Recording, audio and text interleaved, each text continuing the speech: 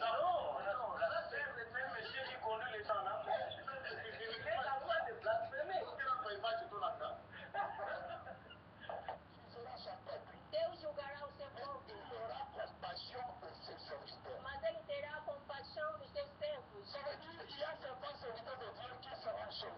Há alguns servos de Deus que serão salvos e entrarão no céu. Amém. Pelo arrependimento.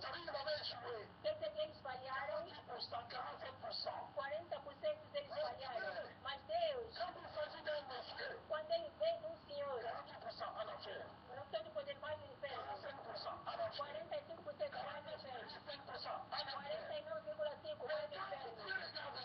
Mas quando Deus olha nos seus servos, 47%, o Senhor disse, confessou Jesus. Ele terá misericórdia de seus servos. É uma graça de servir a Deus. Amém. Quando Deus vai olhar no fim, 48,5%. Mas o Senhor olha as obras. Diz não. Ele não vai no inferno. E foi a fraqueza.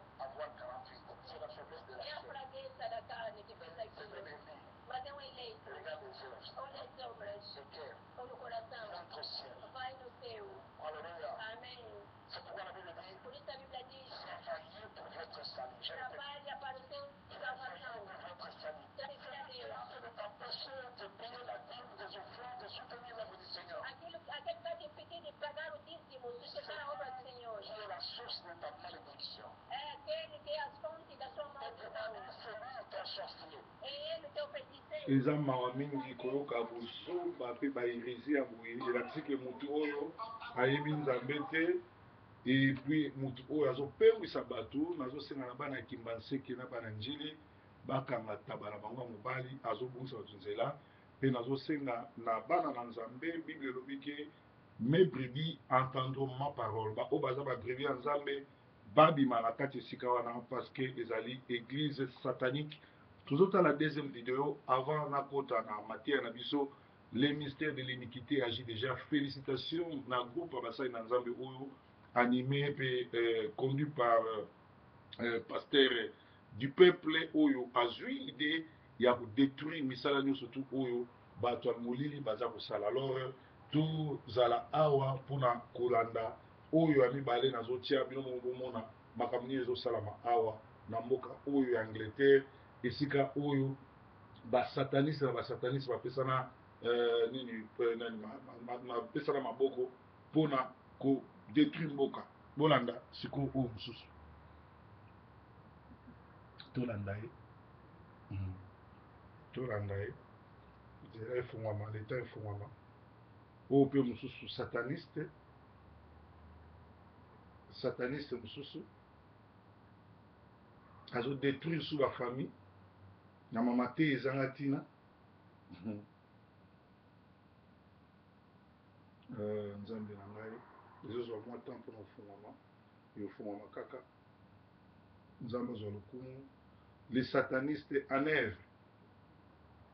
Donc tolobaki tozongela élément oyo ya sataniste oyo nayebi te pourquoi ezofungwama te sataniste oyo efungwama comme ça tokota boyeba makambo ezoleka na mokili oyo ezala pasi mpe mawa na komona makambo nyonso ezoleka na mokili. Nazokende tanga verset biblique moko avant nakota na explication ya mateya na biso. Nazokende tanga verset biblique oyo ezobisa biso na Actes des Apôtres 20.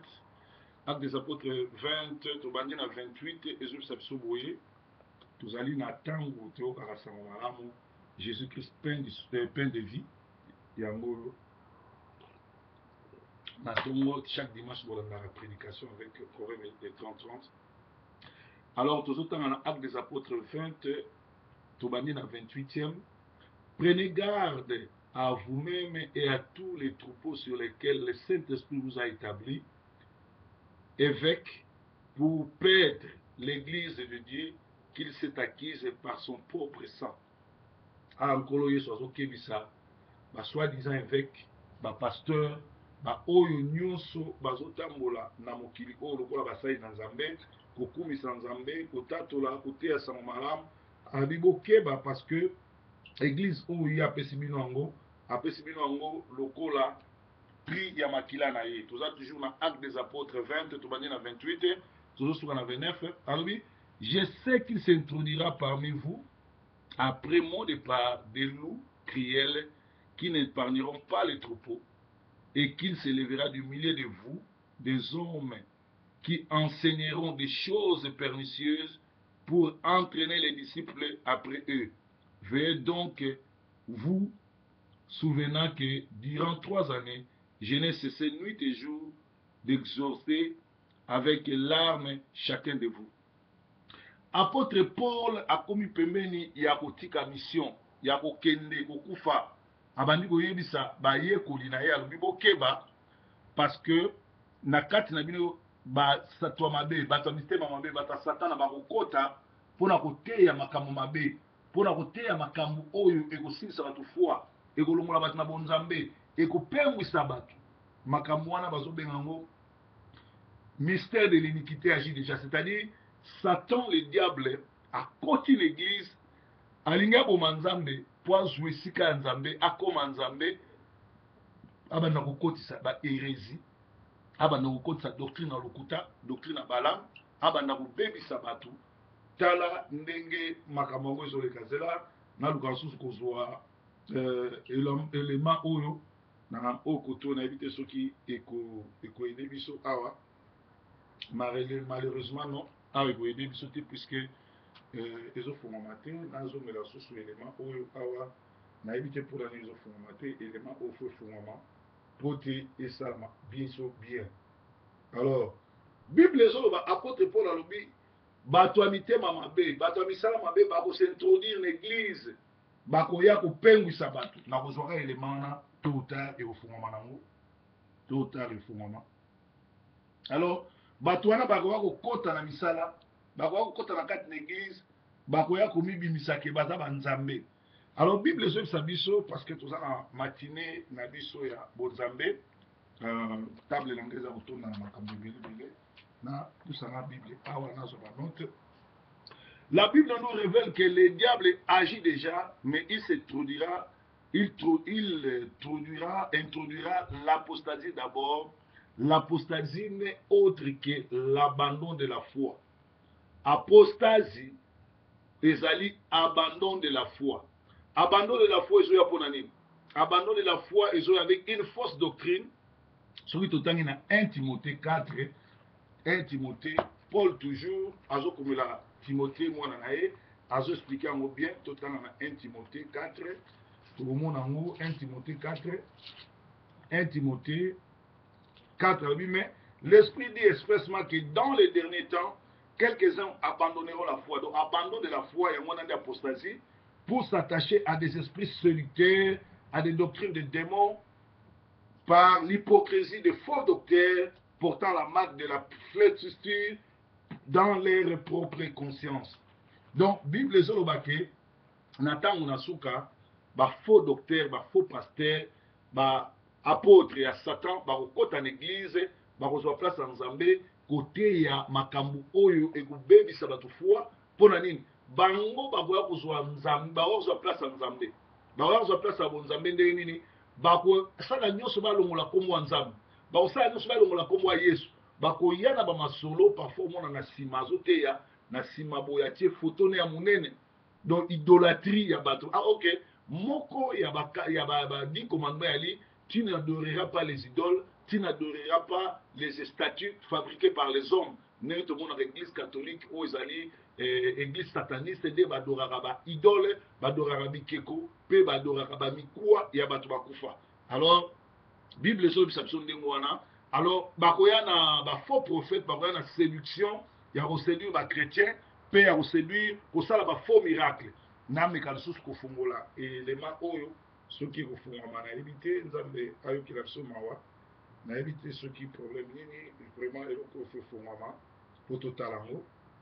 Pourtant oyo ya liboso totali na ebite oyo pourquoi ezosala te mpo nalingi bozwa bos explication malam malgré na partager déjà na Facebook na nga na première page nazolinga mpe biso awa totala yango bien po tomeka kososola makambo nini ezoleka na mikolo ya lelo pour peuple de Dieu ayeba afongama miso ayeba makambo nini ezoleka na bomoi na biso donc yango tolobi ete apostasie eza eloko mosusu te eza nango abandon de la foi. Alors abandon de la foi ezoya na bandenge ebele na ndenge ke mosali na nzambe amikomisi nzambe akokende église paster alobelaka su makambo mosusu te atangana ne kombo ya nzambe te ekoma kaka masapo na masapo ekoma kaka masolo na masolo ekoma kaka ye na ye donc ekoma nango kaka kombo na ye na kombo na ye yango nazomona biloko ya bongo biso oyo tozali na liloba na nzambe esengeli totelemela makambo oyo mpe toyebisa bana na nzambe babima na baeglise ya bisika ndenge wana parce que bible elobi bisika bongo bazokoprepare bato mpona bakende na lifelo bazoprepare bato mpona babungisa bango bazoprepare bato mpo baboma bango yango wana biso bana na nzambe biso oyo tozali basali na nzambe ya solo esengeli tofungola peuple de Dieu miso kokebisa bango kotalisa bango danger nini bazokourir kokende na baeglise ya ndenge wana yango wana moni tozobimisa na baelema tozobimisa biloko nyonso tu mpo bomona mpo bato ya tembe bamonaki tozokosa makambo te meza makambo oyo ezosalamaka na mboka na biso esengeli biso bapasteur tobeta kelolo tolobela yango totelemela yango mpo bino bozala sauve awa nazokende luka elema wana bolimbisa nga parce que naza obligé naluka yango kote mosusu mpo epesa sai na mateya to epesa pimbo na mateya to epesa gu na makambo oyo nazoloba parce que mikolo tozokanga bango kaka na maloba na bango basi na bango bakotémoigne basi na bango bakoya kofunda bandimi na bango baya kotémoigne to bango moko na mateya na bango bakoya koyebisa biso makambo nini bango basala donc oyo tozoloba eza ndenge wana nzambe akozwa lokumu mpe nzambe akoyeba na kobatela basali na ye. Alors bible ezoyebisa biso ke apostasie ezali abandon de la foi. Abandon de la foi ezoya na bandenge ebele, abandon de la foi ezoya na biyoka na bamiracle ya lokuta na makambo oyo nyonso tu ezokumisa nkolo te yango wana ekomema bato bazala na abandon de la foi. Donc nzambe oyo azali nzambe na likolo, nzambe oyo akela nyonso, nzambe wana azalaka nsima liloba basali na ye, nzambe wana azalaka nsima maloba na ye, nzambe wana azalaka nsima ya basali na ye, mpe nzambe wana arevelaka basali na ye baya koloba po te peuple na ye bazwa lokumu mpe peuple na ye afungwama miso. Alors toza koluka kaka elema na biso bolimisa vraiment nazokende yango malembe parce que bakoki koleka biso na mayele te fo elema oyo ebetama mpo efungola moto miso botala ndenge nini basali ya satana baye na kati eglize bakomi banzambe babandi kokosa bato me nzambe azokotisa molimo ne mosantu kati na bango mpona bango moko babanda kotubela ke bazali bato ya soloka mpe bazali baennemi ya croix bazali bato oyo baye na kati eglize mpona kodétruire mpona kosala bato mabe mpona koboma mpona kopengwisa. Donc na yango tozala vraiment patient mpona likambo oyo tozosala ndenge nazoluka elema oyo avant nakota na mateya ya monene tozoyoba si le mystère de l'iniquité. Mystère de l'iniquité agit déjà, Satan aza déjà na kati église, Satan aye kovanda na kati ya église na ba église nyonso to esika bato basambelaka ye amikomisi nzambe abandi kozwa esika ya nzambe mpo adétruire bafamille, adétruire bato, adétruire bacouple, adétruire bana, amema bato ebele na lifelo. Me biso bana na nzambe, biso basali na nzambe, nzambe apesi biso mission ya koya korevele, ya kotelemela misala wana, ya kofongola kobimisa bato oyo basi bakoti na système wana to esi basombi bango parce que bato mosusu baza bafaible bazalaka na discernement te baza na molimo ya santu te yango wana bible ezoyebisa biso biso oyo tozali bongo mikolo biso oyo tokoli kati na liloba tosala makasi mpo na koya kofungola bino miso mpo te boyeba makambo nini ezoleka makambo nini ebatami makambo nini oyo bino boyeba te oyo esengeli biso bana na nzambe tofungola bino miso. Alors tozoluka kaka elema wana mpona koparle bino sur apostasie oyo ezali deja na kati église oyo ezali deja na kati ya misala oyo ezali deja kobebisa kodétruire konyonga koboma bafamille. Alors tozali koloba ke masolo oyo ya mokili na biso ndenge ezotambola ezali masolo oyo nzambe alingi bana na nzambe bayeba vérité, bana na nzambe bayeba ndenge nini mokili ezoleka, bana na nzambe bayeba ndenge nini kobima na kati ya bobulu oyo, bana na nzambe bayeba ndenge nini kobima na kati ya désordre oyo. Donc nzambe azwa lokumu peut-être ekofungama sikoyo mpo nazwi yango totikela yango mwa temps comme ça tofungama totala ndenge ezosala mpo nabetela bino yango. Donc tolobaki apostasie, apostasie ezali ndenge wana. Alors toza sikoyo na bapaster apostate. Pasteur apostate eza pasteur oyo azoprendre place de Dieu, pasteur azobebisa, omona pasteur abebisi mateya, pasteur azwi mateya na ye akomi lokola ye nzambe. Pasteur azolobela bamiracle oyo ye asalaka, oyo nzambe asalaka na kati nete oyo asalaka. Donc pasteur apostate oyo aza lisusu na kondima te, ake kosimba bisimbasimba, amoni ke nzambe azowumela, ake kosimba bakisi, akomona bamandona, akomona baframason mpo asala bamiracle oyo azosala. Ndenge pasteur wana uti kolobaki no, motu oyo apesaka dimi te azali motu oyo azanga ndoki na yo mpe alobi ke péchage ekosalama. C'est-à-dire motu wana kokoteya mpe lisusu te, parce mpo okota na lola eza na eloko moko, eza misala na yo te, eza mbongo na yo te, mais ezali koyamba Yesu lokola nzambe mpe mobikisi, et puis kolinga l'amour du prochain. Donc soko oyamba Yesu lokola nzambe mpe mobikisi, olingaka prochain na yo, c'est-à-dire okoyiba ye te, okoboma ye te, okosala eloko moko te, nde na ngonga wana yo okoti lola. Mais soki nano oyamba Yesu comme Seigneur et Sauveur te, ata oza na bamillion, ata opesi mbongo nyonso to eza na banque ya Angleterre epai ya pasteur na yo, epai ya église na yo, okokota lola te mpoza moto ya misala mabe. Tolobi lisusu awa, tolobi pasteur, omona pasteur apostate eza bapasteur, aza ne pasteur adivorcaka ndenge alingi, achangeaka basi ndenge alingi, parce que ye nde aza nzambe, aza na compte à rendre la personne. Pasteur akoyi abetisi ne were, abetisi jibe, abetisi tiala mwana, akoko yemba ne na fere, akoyemba na fali, tout, azoloba ke baza bato nzambe, muta sala bango, mais mutu nyonso tu akoyi koyembela nzambe, donc azo se défendre ndenge wana. Okomona misala ya nzambe ezomi banga, azomi mosali na nzambe azomi benga papa to père spirituel, azowelela yango, alingi bato nyonso babenga ye papa to père spirituel. Et pourtant Bible ezolisa biso nzambe alobi ete mutu moko te abenga mutu papa soki kaka te oyo aza na likolo. Alobi lisusu komona pasteur azomi benga ye moko aza nzambe, c'est-à-dire azwi place ya nzambe, atie photo na ye, asalisi Bible na ye, asalisi mateya na ye. Pasteur azokabola mafuta, pasteur azokabola mumwa, pasteur azokabola ai, pasteur azokabola nyonso oyo alingi, parce que aza na compte à rendre la mutu te, ye akomi nzambe, ye nde nzambe mobateli, ye nde nzambe mobikisi. Alors pasteur akomi na centre ya nyonso. Nzambe aza lisusu te, mais tout tourne autour du pasteur. Alors mona pasteur azobotisa bandimi, pasteur azosala baventure oyo akoki kosala oyo bino boyebi ezoleka na baeglise na biso. Donc lelo baeglise mingi ezali bisika ya bandoki, mais soi-disant bandimi bazaka kidiba na sans esprit.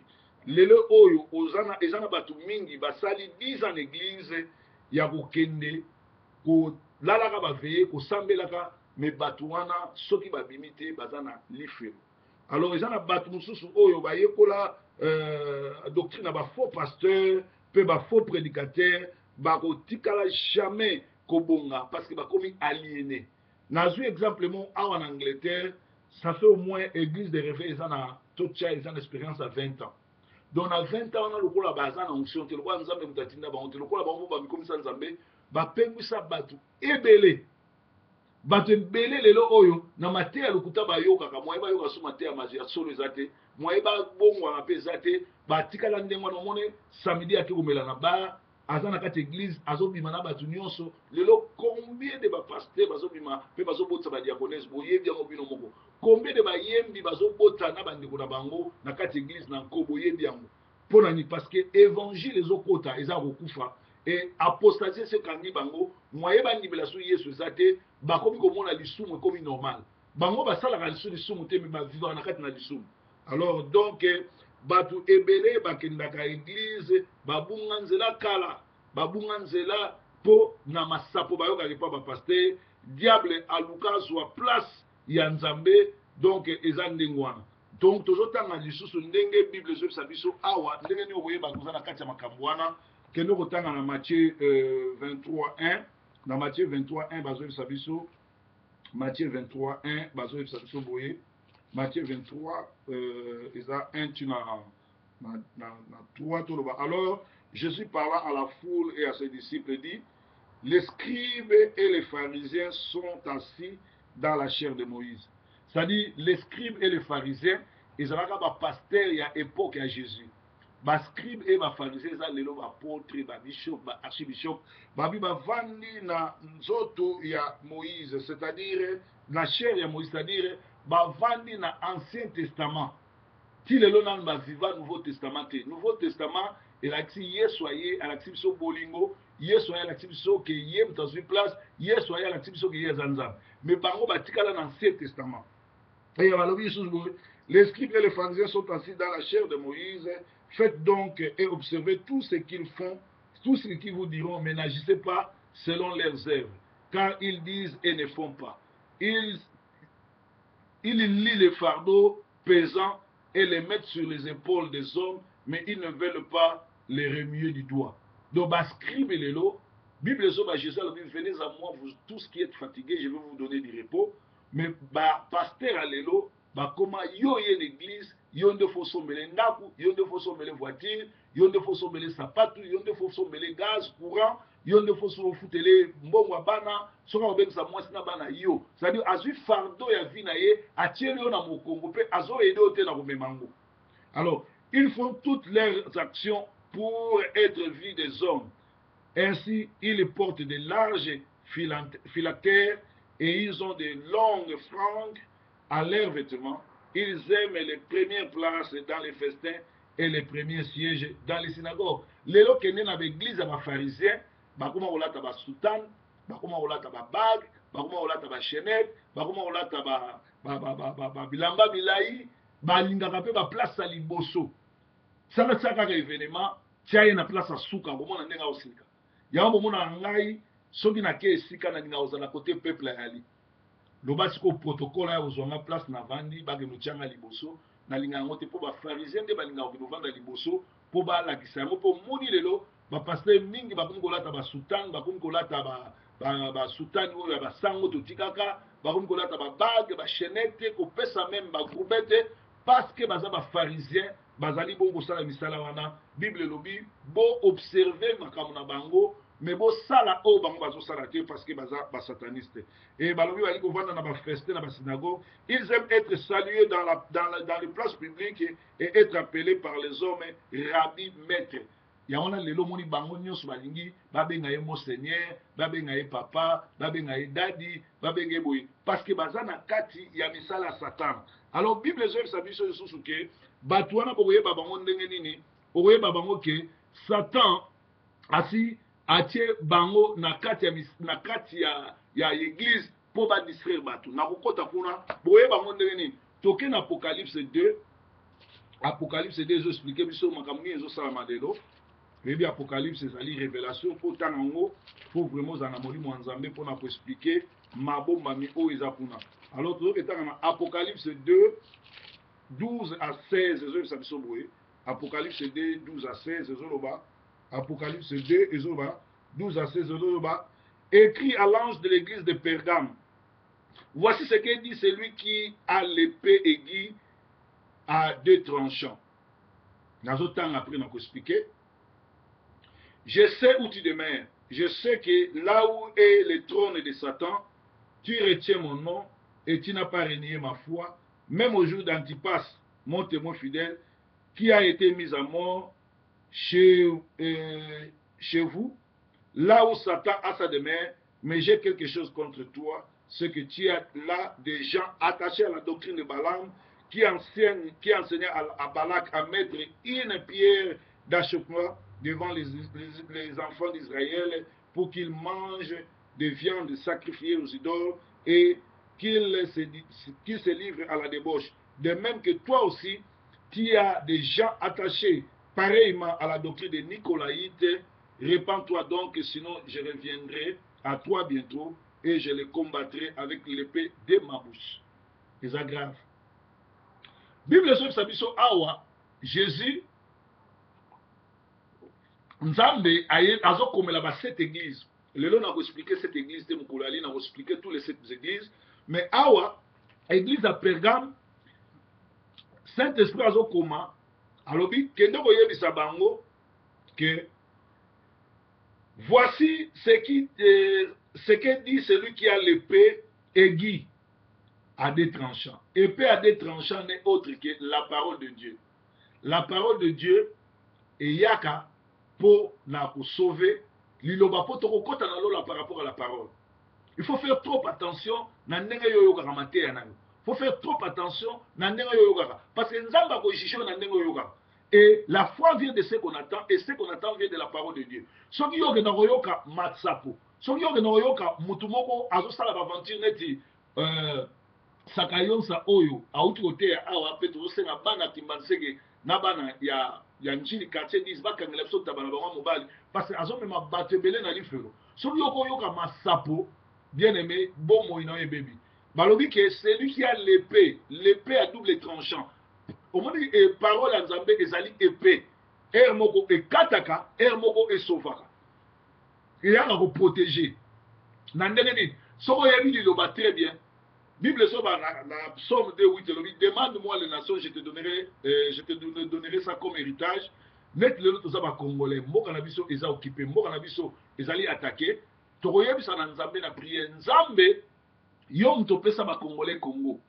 Tala mboka nde ba obo ba congolais. Tande ba Rwandais bazo piye biso, loba liloba moko pona Congo. Promesse na yo oyo sala. Makambo yo kelela Congo ekokisama. Liloba Nzambe komi épée. Quand vous rappelez Nzambe liloba na ye, Nzambe va nous frapper Sodome et Gomorrhe au Isali Rwanda. Alors awa Bible sur sa biso dans Apocalypse 2:12 et le Bibongo, voici ce que dit celui qui a l'épée aiguë à des tranchants. Je sais où tu demeures, je sais que là où est le trône de Satan. Bien aimé, batu a Pergame oyo bazako ke no sambel, bazako ke une église. Soko yemsaki bango ke place bazoko de semble les églises à Satan. Place bazoko de semble les églises à démon. Place bazoko de semble les ali trône à Satan ba ondimote.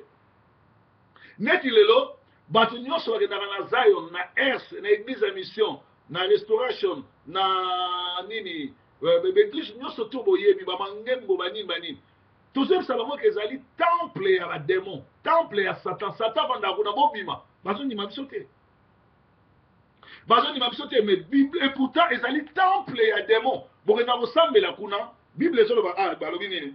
Je sais où tu demeures, je sais que là où est le trône de Satan, tu retiens mon nom et tu n'as pas renié ma foi. Ba retenir comme Nzambe, église de Jésus-Christ, église de saints, église de boy, église de Dieu, église de mission. Mission nini ya koloka ya kobebisa bato pa le ndokiski Job. Mais ba retenir na kombo Nzambe, ba retenir même na foi, c'est-à-dire basala ka saint batubela ka masumu, basambela ka basala ka intercession tout et tout, mais na se binkeko ezakuna, na se biloko wale sezakuna. Na se bonganga ezakuna na se bakenda kozwa biloko na Mali na Lomé na wapo ba pasteur ebele lelo bakomi kokenda kozwa biloko na Lomé biloko na Mali bazoya na Moscou na kati église. Bible elobi ke awa Bible Nzambe azoloba nini? Tu retiens mon nom, tu n'as pas renié ma foi. Même au jour d'Antipas, mon témoin fidèle qui a été mis à mort chez vous, là où Satan a sa demeure. L'église ebele ezali église Satan avandaka. Oyeba ngo ke Satan avanda pwani. Balongola kombo ya Nzambe. Batera suma kwa Nzambe te. Bakoma koteya makambo na bango. Le pasteur wa uti oleka wa lobi ete Nzambe osa repêchage. Azu yango place ni. Azana verset o ako justifier repêchage wana osa mandenge ni. Et biso tout oyebi parole eza makambo lokuta repêchage ezate. Et nayoka kabatebele même nze momo bayemba na boyi nazala mitelengano na libanda na lola e oh papa na lola e sunga bana na yo diable akoti même pas bayembi le moyembi wana zolo bake na boyi nazala mitelengano na libanda na lola elakisi alingi kopengwisa bato ki ata nazosala lisumu nakozala na nga na libanda ya lola. Bien aimé, libanda ya lola eza te, ou oza na kati ou oza libanda. Alléluia. Ou okoti lola ou oza na lifelo. Libanda ya lola ezaka te. C'est-à-dire soki déjà oraté lola oke na lifelo sika tourment. Mais tala moyembi oyo animé par l'esprit du diable ayembaki na boyi nazala mitelengano na libanda ya lola. Ebani kopesa bato mosusu makanisi non ata nasali mwa lisumu ndenge zoba oyo ya pasteur oyo sataniste auto teya alobi ke ata asali lisumu azwa 48%, donc nzambe oyo bakisele 2%. C'est-à-dire ezali mateya euti epa nzambe te, ezali mateya ya satana. Ezali mateya ya satan oyo akotisi na kati église mpona kopengwisa bato ebele. Comment un pasteur banda na botama na mona na nga ba sataniste, na mona na nga bato milimo mabe, na mona na mutu azo tordre parole boite, na mona nanu hérésie ya boite. C'est-à-dire mutu oyo azo kokotisa bato na satana, kokotisa bato na lola te na satana, parce que ye moko azali serviteur à Satan et église na ye ezali temple à Satan, demeure à Satan. Sikoyo bato bakendaka kuna ou bango nyonso tu baza sous la malédiction, ou bango nyonso tu baza na bango bato oyo baponama bande bakota na lola lifelo, yango ba se retrouver kuna. Parce que c'est boyeba ke lifelo ezali lola yali bato oyo baza na lifelo oyo nzamba apona bango bandeli. Ata oteye ndenge nini akobongoma te po ayebi ke fois ke na place na ye eza lokola Judas. Judas aza moko avanda na Jésus, moko ba disciple à Jésus, atambola na Jésus. Mais lengonga ne koki aboyi apostolat o bato balukaka ngo ake na lie na ye. Bible lobi que Judas avait abandonné l'apostolat pour aller dans son lieu. Lieu des agni, l'enfer. Alléluia. Donc, balobi susu, mais j'ai quelque chose contre toi, c'est que tu as là des gens attachés à la doctrine de Balaam. Doctrine de Balaam ezali. Balaam azali prophète ya solo ya nzambe, mais corrompu, alingi ba bien matériel. A commis même ko bapesi mbongo na roi abana ko prophétiser contre bana Israël pour bakota na bénédiction te. Lelo pe tozana ba prophète ebele, bazaya satana, bazaki ya nzambe, likolo balingi batonga botel, likolo balingi grandeur à mondo, likolo balingi bakambo ebele, allez, bakoma na bango ba sali ya Satan. Alobi qui enseigna à Balak à mettre une pierre d'échauffement devant les fils d'Israël pour qu'ils mangent de viande sacrifiée aux idoles et qu'ils se livrent à la débauche. Les gens va se livrer à la débauche. Au moins, moi, si moi, moi, si ma lame, moi, si moi, bolingo, moi, si moi, mo boulouté. L'herbe que n'a pas fait au anniversaire église, au pasteur, moi, zoya to yambiye. Oh, ba maman, oh, ba lamba. Est-ce que vous voyez biloko bolia en église, c'est ça les viandes sacrifiées aux idoles. Donc, ba pesi maman moko ya ndoki, alambi biloko, aloki yango, alakeli yango, abineli yango, bia subeli yango, ou bia tie kaka na ye na kati, leri yo bolia boye, omona mwasi azaki malamu akomi kindumba. Basi lelo bakomi bandumba na église, bakomi mana ba pasteur, eza nango biloko musute ba le, ba biloko ya consacré au diable. Biloko oyo babengi yango ke babengi yango nourriture la viande sacrifiée aux idoles. Viande sacrifiée aux idoles, balesaka bino on a ba fête ya l'église. Balesaka bino on a ba anniversaire ya ba. Lelo comment anniversaire ya mwana na yo oko sa en église pour quelle raison?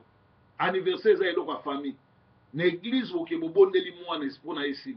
Mais bon nous sala mon église te. Alors ba komi ko profiter ba fête ya ndengwana pour balambelaka bino biloko oyo batie bakaka baeskrima humaine ntango kolia yango omona mwasi azalaki malamu akomi impoli, mwasi azalaki malamu akomi ndumba, akomi bima na bapaster, akomi bima na badiake.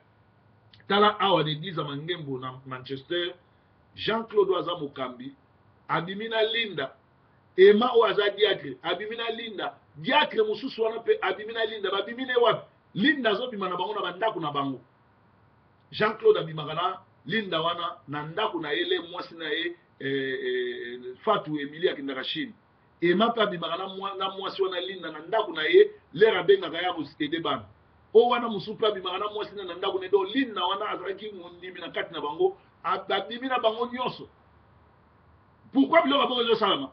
Et Jean-Claude abima na bandimi nyonso tu na badiaconese nyonso tu ya église. Yango nomoni akimi Mangembo abosala église mosusu na Manchester. Biloko wana Maps asala yango, Job asala yango, sakalo sasala ngo ba pasteur on a ba ngo kimbati ba aventurier on a tout ba gani Emen Zubila basala ngo na Kinshasa kuna ba Denis Lesi ba Mutombo ba Rockman bango nyonso tu ba Mukuna basala ba aventurier wana ba Kankenza na parlo pas baza ba impudique ba walesa bazo sala ngo polani po ba loka batu po ba kanga batu omona mutso ese bima ngana obima te ngana ka pona pasteur te ngana ya ko mate o wa ko mate ni n'est pas un sataniste. L'iniquité, le mystère de l'iniquité agit déjà dans l'église. Satan agit déjà dans cette église. Misala mabea Satan ezaka dans cette église. Na ko expliquer bino sikoyo ni ne zo retenir avant aussi ça na message oyo toujours komati na 16. Balobi boye de même toi aussi tu as des gens attachés pareil à la doctrine des Nicolaïtes. Nicolaïtes, ezali ville moko ezaka na tango ya Bible, pe moi swana na kombo ya ba Nicolaïte laksi ezali doctrine oyo na sina explikango bayaka ko biloko nyonso tufu koteka, bayaka kosala commerce, bayaka koteya makambo mabe ekomi évangile miracle ekomi mbongo.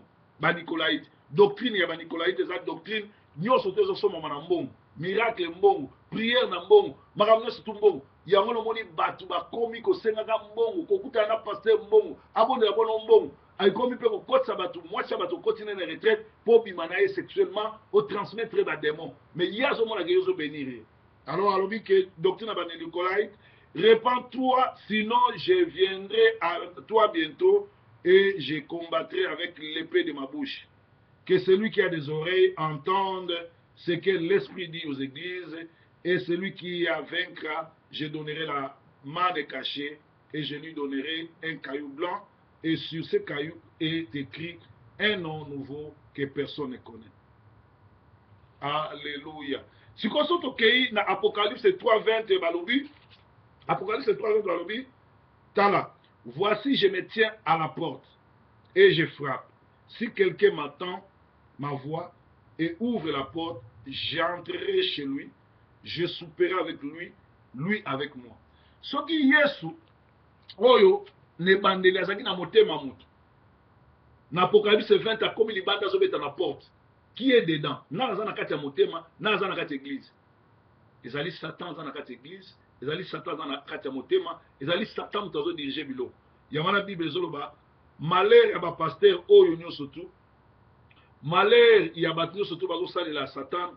Malheur Satan a proposé Yesu na soki totali na Luc 4 1-16 Satan aye ayebisi nzambe alobi ete yo olobaki okozwa mapa oyo okochange yango okozwa mabanga e ochange yango kwa mapa po olia. Alors sala yango po tondima. Donc Satan aye kopropose pa nzambe azwa ba pierre vivant parce que église ya nzambe oyo tokoya kovanda après enlèvement. Après enlèvement, son toke 7 ans na lola lettre okita to kovanda 1000 ans na se na Jérusalem na se mokile ozala kokufa, mokile ozala soute, le monde eko disparaître, monde ozala juger. Ba o ba ke lifelo ba ke biso to tikali 100 ans dans Seigneur. Alors Yesu ba oyo ba ko vivre awa eza ba pierre angulaire, biso nde ba pierre angulaire, ba pierre vivante oyo to kozana Jésus. Parce que tango Josué azolinga katisa mai azwaki 7 pierres atiaki na se ya mai pour katisa ba 7 églises 7 pierres angulaires. Alors ba pierre vivante Jésus Satan et azoseke lia ba pierre angulaire lia ba ndimi lia ba chrétien. C'est ce qui se fait lelo l'église au mona pasteur azobota na basi ya bandimi pasteur abimaka na bandimi azolia bango pe azokaba bango na Satan. Na l'église ebele ba pasteur bango ba lexi bandimi na bango ba pasteur bango ba kota makelemba ya kolia bandimi surtout ba église ko ba pasteur mingi ya baluba ba ali. Si 10 pasteurs à Moulouba, 8 à la sorcellerie, 2 à Zambia. Bon, j'ai raté. Et ça, oh, Mouli, monsieur, ça. Si 10 pasteurs à Moungala, 8 à aventurier, 2 à Zambia. Parce que Mongo a un beau centre. Alléluia. Alléluia. Donc, retenir la foi, renier, batouana bazali ko kende kuna, bayemba ka bakombo nzambe, basala nyoso ko nzambe. Mais bazali na makambo mususu oh babatela. Alors toujours que ce qu'on a des Thessaloniciens pour que na souka to clôturer, des Thessaloniciens expliquer bisonio surtout Paul a expliqué ba Thessaloniciens masolo na tunde rezo salama pour te toyeba ndenge nini tokoki ko bima na kati ya makambo oyo na des Thessaloniciens ezo expliquer biso Thessaloniciens azo expliquer biso nyonso tout ndenge makambo oyo salama toke na des Thessaloniciens 2 2 Thessaloniciens 2 ezoloba 2 Thessaloniciens aleki yango 2 Thessaloniciens 2 ezoloba boye tobandi na 2 Thessaloniciens balobi 2 Thessaloniciens 2 lobi pour ce qui concerne l'envénement de notre Seigneur, envénement c'est-à-dire l'enlèvement, beaucoup tani ya Yesu na basantu ekosalama dans les airs na likolo et tant biso tokosalama ba faux pasteur ba faux église ba ko continuer na église parce que lelo église ebele ezali esika oyo ba satana bandoki bango na bango basambela neti ba gloire wana batu tout banda na ba pasteur na bandimi ba sorcier na ba sorcier. Alors bazali kuna nous prions les frères de ne pas vous laisser facilement embranler dans votre sens et de ne pas vous laisser troubler soit par quelques inspirations, soit par une parole ou par une lettre qui semblerait venir de nous. Ah ouais, ça apôtre, apôtre Paul Mutazo Komalobi, makambo etali makambo lola, mutu moko te ya kobangisa yo, ndenge ya mungula za koloba mutu abangisa moninga te biso nyonso bana 1900. Na yebi ke leo tokomi na 2000. Mutu moko te ya kobetolo lisolo ndenge tato abeti ke bato koleka na repêchage. Ozaki na 48%, 49% nzamba be Dieu za lukuta. Ata lettre moko te eya kokosa yo. Alobi boy, que personne ne vous séduise d'aucune manière, car il faut que l'apostasie soit arrivée auparavant. C'est-à-dire avant Makambouya, Satana et Mona na makasi. Avant Yesoya, il faut Satan à côté de l'église, même apostasie. Il y a un mystère de l'iniquité, mystère yabo sataniste, mystère yabo pengu sabat, mystère yabo zoba na kat église. Balobiete apocalypse apostasie goya, apostasie tolobaki abandon de la foi o egomema hérésie, egomema fausse doctrine, egomema faux miracle, egomema buzoba, egomema kindumba, egomema bondo ki polele na kat église. Balobi l'adversaire auparavant et qu'on a vu apparaître l'homme impie, le fils de la perdition.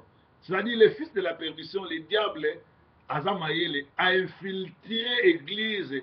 Parce que la Bible dit l'ange de lumière campe tout autour de ceux qui créent Dieu, mais Satan est moko à se transformer un peu l'ange de lumière. Alors ils sont étonnants que les serviteurs, les disciples, va se transformer, va infiltrer l'église. Nenge ba Rwandais ba infiltrer Congo, ba institution armée tout et tout. Alors Bible zolobake Bible zolobake l'adversaire qui s'élève au-dessus de tout et qu'on appelle Dieu. Adversaire wana ako se lever likolo makambo nyonso. Ako boto la place en Nzambe, l'église ou de ce qu'on adore, pe o batu bazoko kende ko gumba mela. Il va s'asseoir dans le temple de Dieu se proclamant lui-même Dieu. Temple za esika nyonso basambela. Alors lelo oyo nazoko sabino te na expérience dans nango l'église pelé eza dirigée par bandoki ba sataniste bana banganga. Yamano zomona lelo kota na internet oka ba témoignage na laki moi 5e biwa Satan na yaki mutu ya diable na kufaki na lamuki tout et l'axi misala na bango ekoki ngonga na bango ekoki basi bazui place na église. Pourquoi lelo mutu tu azaki ndoki azolinga comme pasteur? Mututu asekwa linga comme pasteur.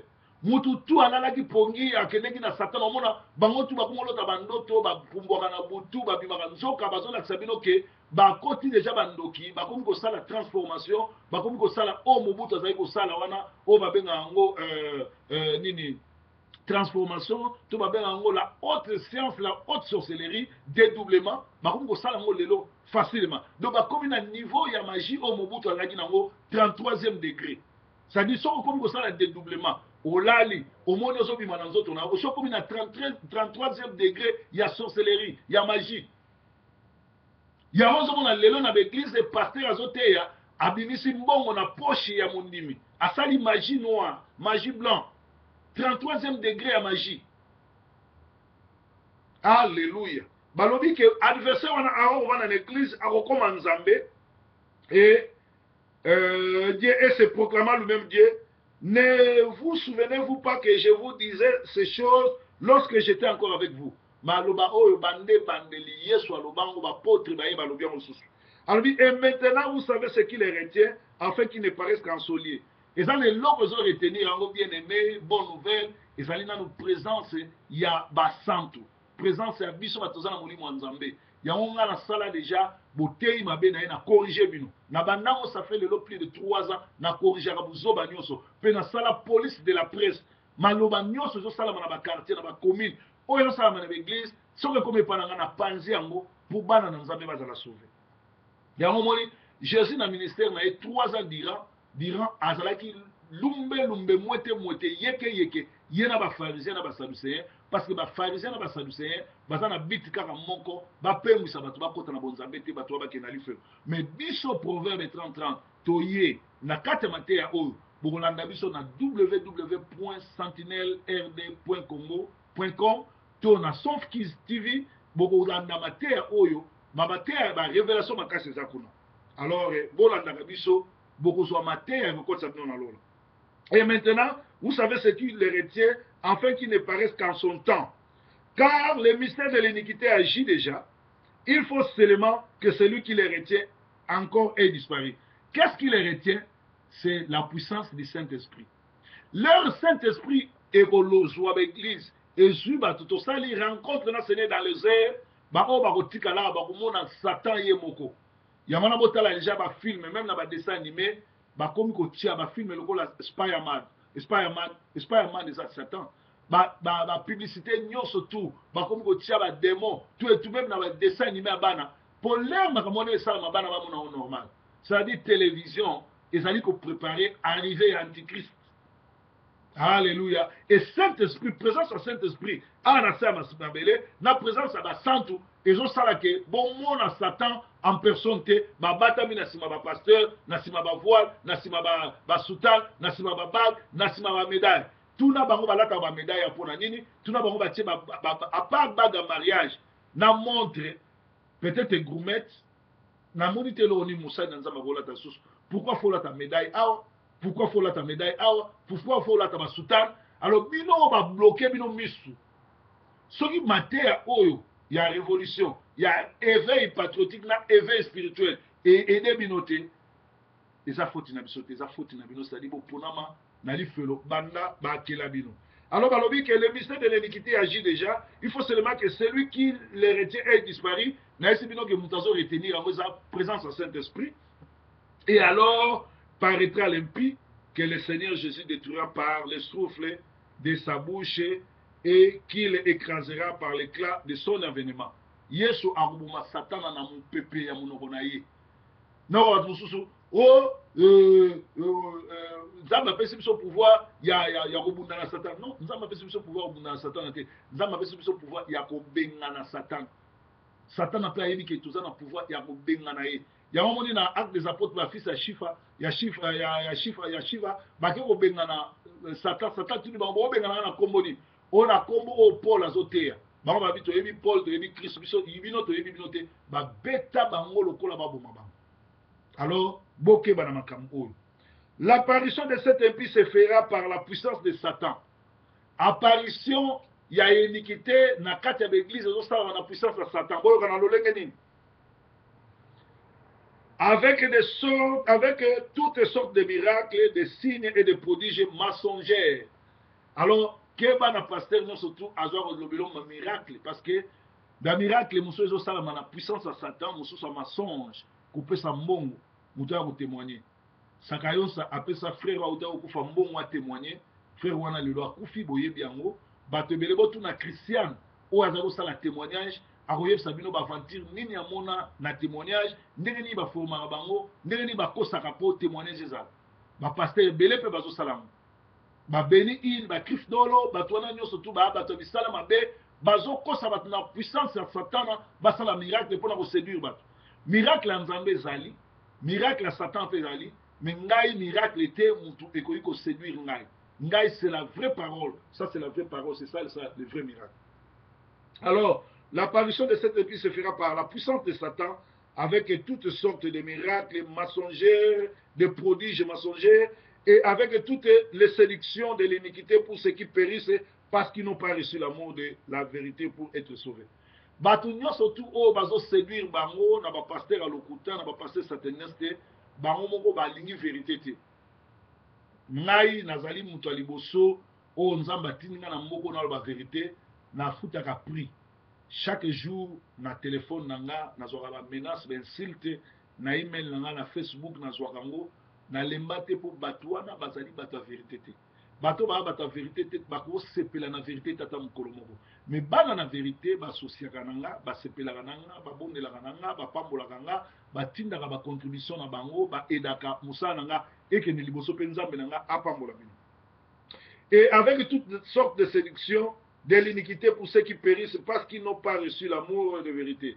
C'est-à-dire, ce qu'on me dit que vous avez une église, il y a des venturiers à Londres, il y a Manchester, il y a Glasgow, il y a Wap, il y a Rema, il y a Dublin, à Polosa, Kobimala Bassia, Batroussa, qui nous m'a malobé à pasteur ou apôtre, et là, qui c'est que Yomoko, vous avez 4 séductions, Yomoko, Omitiki, parce que Maté a 11 ans, Batiango, le lopo, à Fongolomus. Tout ce qu'il y a 4 minutes. Alors, ainsi Dieu leur envoie-t-il une puissance d'égarement pour qu'ils croient au mensonge, afin que tous ceux qui n'ont pas cru à la vérité, mais qui ont pris plaisir à l'injustice, soient condamnés. Tout comme il y a 12, tout le temps il y a 2 Thessaloniciens, maintenant 1, tina 12, et Zolbake, Nzambe Moko Mutu a tindike les bino ba pasteur à Lokuta, Nzambe Moko Mutu a salinde ngouana, pour bobo ya vérité et bokanga na ba pasteur à Lokuta oyo bazo séduire bino na matière à Lokuta parce que bino bozala bino bata vérité te. Bien aimé balobi ke bana na Nzambe a solo Bible lobi ke mes brebis entendront ma voix et ils me suivront.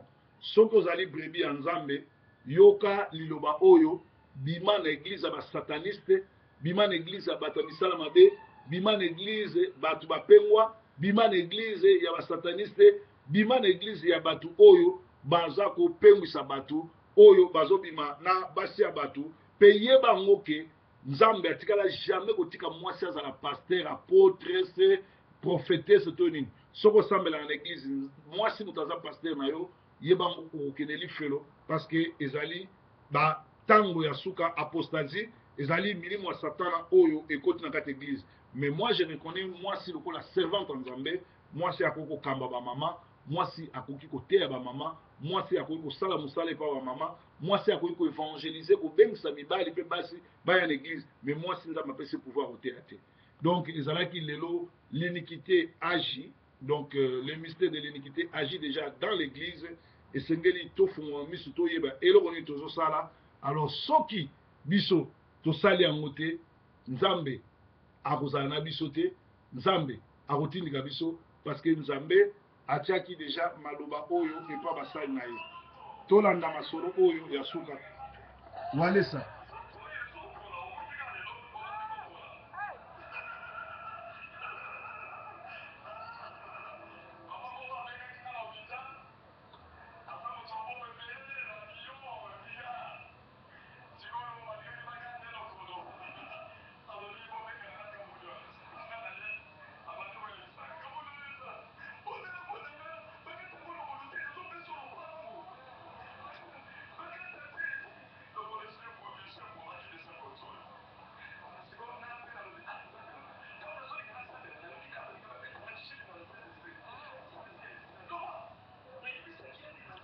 Saint-Esprit abetaka mutu te eza lokuta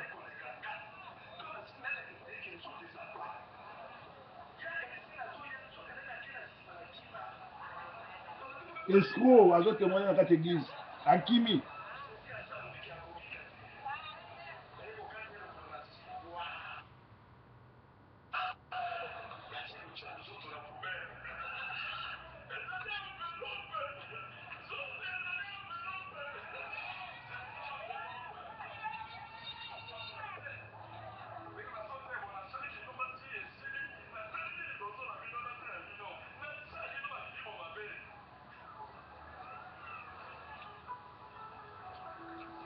boyoki yango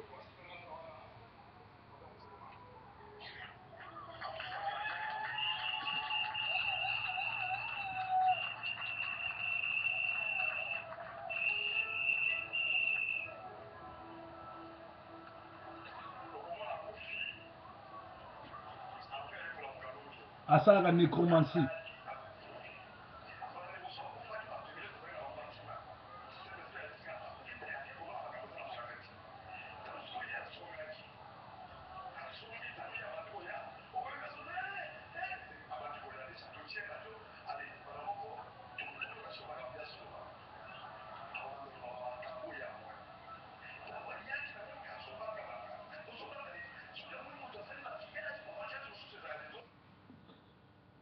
Alléluia.